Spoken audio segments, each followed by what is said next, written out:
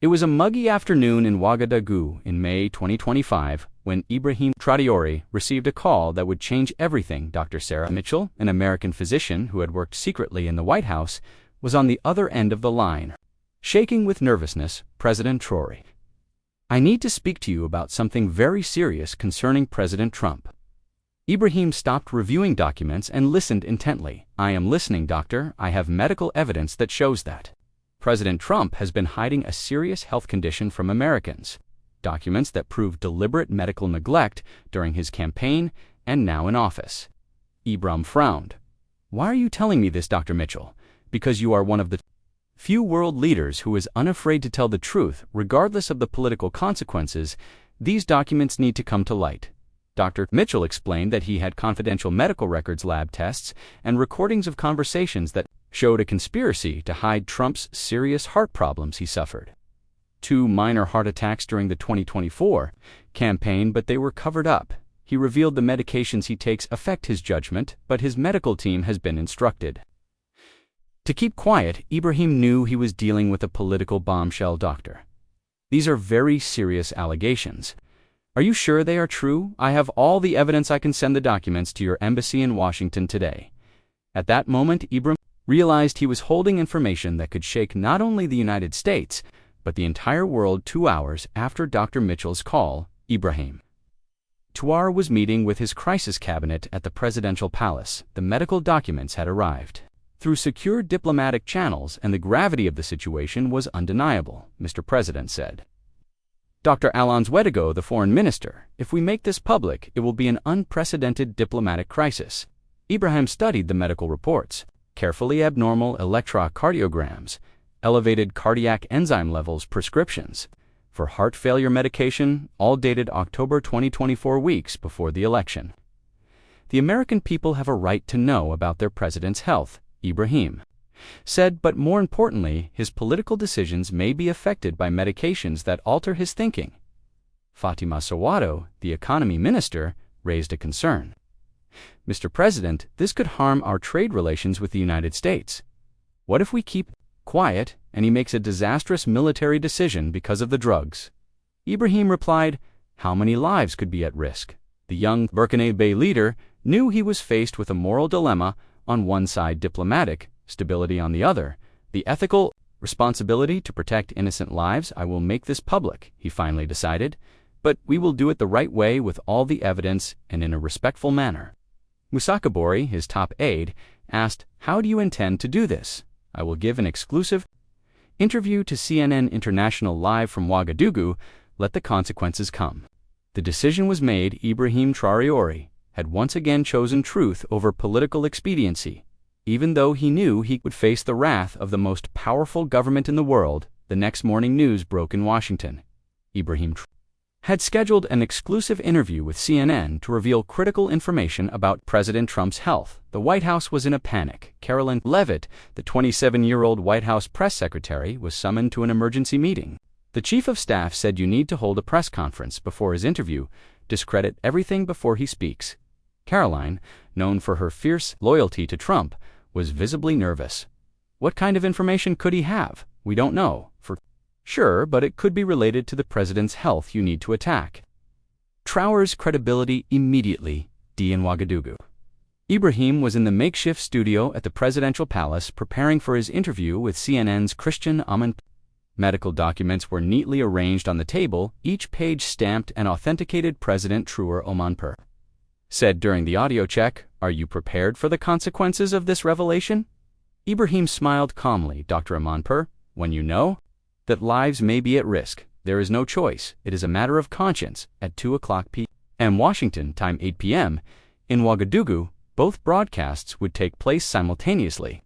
Karoline Leavitt in the White House trying to discredit Ibrahim and the Burkina Faso president, revealing the documents to the world America was about to experience one of the most tense moments in its recent political history. Behind the scenes at the White House, aides were buzzing with aides trying to devise damage control strategies, while in Burkina Faso, Ibrahim maintained the calm and determination that had made him known worldwide. At 2:00 p.m. sharp, Karoline Leavitt stepped up to the White House podium, her expression tense and unmistakable. The press Room was packed with journalists from around the world waiting for her to speak. "Good morning." Caroline began, her voice shaking slightly. "I am here to address the false allegations that will be made by the self-proclaimed president of Burkina Faso in a few minutes in NBC." Reporter interrupted spokeswoman Levitt. "Do you know what the specific allegations are?" Caroline hesitated, sweating. Visibly, it doesn't matter what the allegations are, they are lies, fabricated by an African regime seeking international attention. The next question came from Reuters. "But if you don't know what the allegations are, how can you say they are false?" "Because anything coming from Ibrahim Traoré is automatically suspect," Caroline replied, her voice rising. "He is a military dictator who came to power through a coup. At that moment, an aide whispered something in her ear. Ibrahim's interview had begun. On CNN, and the first revelations were coming out. Spokesperson. A CNN reporter asked, "Is President Trump aware of the medical claims that are now being made on television?" Caroline's face turned pale. What medical claims?" "Ibrahim Traoré is showing documents that suggest that President Trump suffered 2 heart attacks during the campaign and is taking medications that may affect his judgment." The room erupted in murmurs as Caroline gripped the podium, clearly losing control. This is a conspiracy? A blatant lie?" Her voice was growing hysterical. "How can you give credibility to an African terrorist?" Her choice of words was disastrous. Journalists began shouting questions simultaneously, and Caroline was visibly losing her composure. Meanwhile, in the Ouagadougou studio, Ibrahim Traoré maintained an impressive calm as he methodically presented each medical document to Christina Manper and the world. "These are President Trump's electrocardiograms from October 15, 2024. Ibrahim said, showing the papers to the camera. "They clearly show cardiac arrhythmias consistent with myocardial infarction." Amana examined the documents. President Traoré, "How did you obtain these confidential medical reports?" A courageous American doctor who served on the White House medical staff could no longer live with this lie. She risked her career and safety to bring the truth to light. Ibrahim showed another document. This is a report from October 23, 5 days later. "Elevated cardiac enzymes, clear evidence of damage to the heart muscle, and look here," he pointed to a prescription beta blockers and antiarrhythmic medications. Prescribed immediately afterward, the even bigger bombshell came next, but the most serious thing. Dr. Amanpour is these recordings. Ibrahim played an audio clip in which the voice of Trump's doctor could be clearly heard. "We can't reveal this now. If the public finds out he's had 2 heart attacks, the election is lost. Keep taking his medication and pray he makes it until January." The global reaction was immediate. Trump health cover-up became a global trend in a matter of minutes in Washington. Chaos ensued. Democratic congressmen began calling for impeachment. Republicans demanded investigations into the leaking of medical information. Meanwhile, back at the White House, Caroline Levitt was completely out of control, yelling at reporters and making increasingly absurd accusations against Ibrahim Traoré.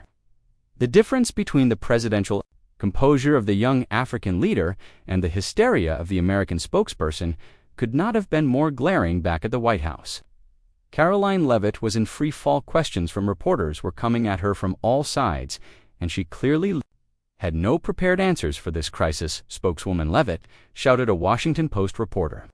"Is the audio we just heard on CNN legitimate? Was that the voice of Dr. Roberts, the president's personal physician?" Caroline was sweating profusely, her hands visibly shaking on the podium. I can't comment on the alleged recordings, but you just said it was all a lie," another reporter insisted. "How do you know it's a lie if you can't comment?" "Because I know," Caroline exploded, shouting at the entire room. "You are all being manipulated by an African dictator who hates America." The room fell into shocked silence. Never had a White House spokeswoman lost control in such a public and embarrassing way. An NBC reporter tried to ask another question, but Caroline interrupted. Enough. You want to destroy this country. You are all working with America's enemies." At that moment, CNN's Jim Esta asked the fatal question. "Spokesman, if these allegations are false, why isn't President Trump coming out publicly to deny them? Where is he now?" Caroline was completely paralyzed. Everyone knew that Trump had canceled all public appearances since he learned of Ibrahim's interview. He is the president, is perfectly healthy," she shouted, but her voice cracked with despair. "It's an international conspiracy led by Burkina Faso." The word sounded so absurd that some reporters laughed involuntarily. Caroline, realizing that she had completely lost credibility, gathered her papers with shaking hands and ran from the American spokesperson could not have been more glaring back at the White House.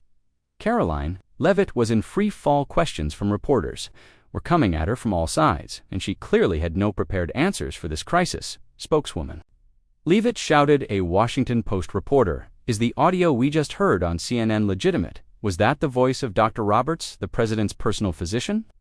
Caroline was sweating profusely, her hands visibly shaking on the podium. I can't comment on the alleged recordings, but you just said it was all a lie," another reporter insisted. "How do you know it's a lie if you can't comment? Because I know." Caroline exploded, shouting at the entire room, "You are all being manipulated by an African dictator who hates America." The room fell into shocked silence. Never had a White House spokeswoman lost control in such a public and embarrassing way. An NBC reporter tried to ask another question, but Caroline interrupted him. "Enough. You want to destroy this country. You are all working with America's enemies." At that moment, CNN's Jim Esta asked the fatal question. "Spokesman, if these allegations are false, why isn't President Trump coming out publicly to deny them? Where is he now?" Caroline, who was completely paralyzed, everyone knew that Trump had canceled all public appearances since he learned of Ibrahim's interview.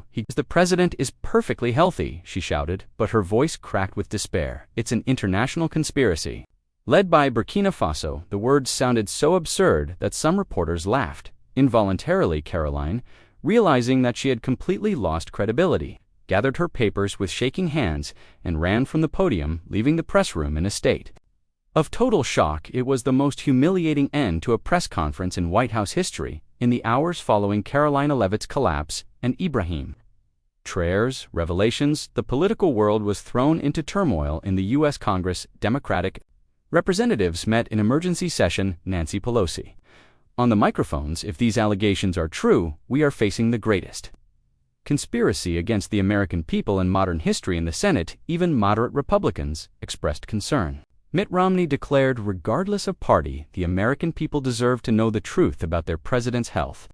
In Burkina Faso, Ibrahim remained calm in his palace, taking calls from world leaders. President Macron of France, "Ibrahim, the evidence you have presented is irrefutable. France supports an international investigation." Putin of Russia was more blunt, "You have done what none of us had the courage to do. You have exposed the weakness of the American empire." But the reaction that mattered most came from the American people themselves. On the streets of New York, protesters gathered with signs, "Trump, show your medical records." In Washington, crowds marched toward the White House, demanding transparency. Dr. Sarah Mitchell, the doctor who leaked the documents, was interviewed by ABC News. "I can't live with this lie any longer. The president has episodes of confusion caused by his medications. I've seen it happen during national security meetings." Wall Street reacted immediately. The Dow Jones plunged 800 points in 2 hours. International investors began to question American political stability in hospitals across the country. Cardiologists confirmed the authenticity of the leaked scans. Dr. Michael Chen, a Harvard cardiologist, "These EKGs are consistent with a heart attack. There's no way to fake these changes." Meanwhile, Trump remained isolated in his private residence. Canceling all public appearances, his medical team had been placed under federal investigation. The young president of Burkina Faso had achieved what the American opposition had failed to do in years: exposed the real vulnerability of power. 3 days after the revelations, Washington was in unprecedented political chaos. The FBI had opened a formal investigation into the leaking of medical information, but also into the alleged conspiracy to conceal the president's health condition. Caroline Leavitt, after her public breakdown, had been removed from her duties and was undergoing psychiatric treatment. Her political career was in tatters. In Ouagadougou, Ibrahim Traoré was giving another interview, this time to multiple networks simultaneously. "I have no pleasure in exposing this information," he said calmly, "but when the mental health of a leader with access to nuclear weapons is compromised, it becomes a matter of global security." The BBC journalist asked President, "Are you not afraid of retaliation from the United States?" Ibrahim smiled slightly. "The truth does not fear retaliation, and frankly, they have bigger problems to deal with, right?" Now, in American hospitals, a wave of doctors began to demonstrate. Dr. Patricia Williams, former White House physician during the Obama administration, There is a strict protocol for concealing presidential health issues. What Traoré has exposed is just the tip of the iceberg. The pressure on Trump was mounting by the hour. Republican governors were beginning to demand clarification, the governor of Texas. If our president is sick, we need to know the governance of the country is at stake at the White House. Aides were working desperately to come up with a containment strategy, but each attempt to dismiss the evidence only made the situation worse. Dr. Roberts, Trump's personal physician, was called to testify before Congress under oath. He confirmed the authenticity of the documents. The president has suffered to minor cardiac events, but he has remained functionally capable. The next question was devastating. Dr. Can prescription drugs affect judgment? A long pause. Yes, they can cause episodes of confusion and mood swings. It was the confirmation the country had been dreading to hear. A week after the revelations, the United States faced its biggest constitutional crisis since Watergate. Dozens of Democratic congressmen had signed on to an impeachment motion based not on crimes but on medical unfitness to govern. Trump finally appeared in public, but his performance was disastrous. During an interview on Fox News, he mixed up dates, called the president of China by the wrong name 3 times, and had a visible episode of disorientation. Global markets plummeted. The dollar lost 15% of its value in a week. Allied countries began to question military agreements with the United States. In Burkina Faso, Ibrahim watched the events unfold with a mixture of sadness and determination. I didn't want it to come to this, he told his wife Ajara, but I couldn't keep quiet, knowing that millions of lives could be at risk. Ajara took his hand. You did the right thing. History will judge your actions. The turning point came when the vice president, acting under the 25th Amendment, called a cabinet meeting to discuss removing Trump on grounds of incapacity. 12 of the 15 cabinet members voted in favor. Trump resisted, but his own family convinced him to accept a temporary leave of absence for intensive medical treatment. In an 8-minute televised address, Trump announced that he would temporarily step down from the presidency to address health matters that have been kept private to protect national stability. It was an indirect admission that Ibrahim Traoré had been right on the American streets. Reactions were mixed. Some celebrated the transparency, others lamented the national humiliation. But one thing was clear: a young African president had forced the world's greatest power to confront a truth it did not want to accept. Ibrahim had changed the course of history simply by choosing courage over expediency. 3 months later, the world had changed irreversibly. Trump never returned to the presidency, opting to retire for health reasons. The vice president took over permanently, promising a new era of transparency and honesty. Carolyn Leavitt had disappeared from public life, seeking treatment at a private clinic in California. Study in communication schools on how not to manage a crisis in Ouagadougou. Ibrahim Traoré had become an even more respected figure globally. American universities invited him to lecture on moral courage in leadership. He always politely declined. My place is here, serving my people.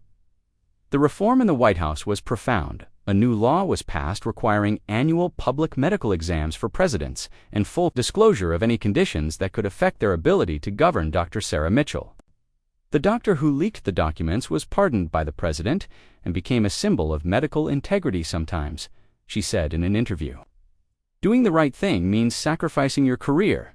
The impact on Africa was transformative. The continent gained new international respect. Ibrahim had proven that African leaders were not minor figures on the world stage, but moral voices that the world needed to hear. On a quiet afternoon in Burkina Faso, Ibrahim was walking through the palace gardens with his daughter. Daddy, why does everyone say you're a hero? The little girl asked. Ibrahim smiled. I'm not a hero, my dear. I just did what any conscious person should do: tell the truth, even when it's difficult. A simple answer from a man who had shaken the world simply by being honest. Ibrahim Traoré had proven that sometimes great change begins with someone brave enough to speak when everyone else is silent, and that the truth, even from a small African country, always prevails over lies, even when protected by the greatest power in the world.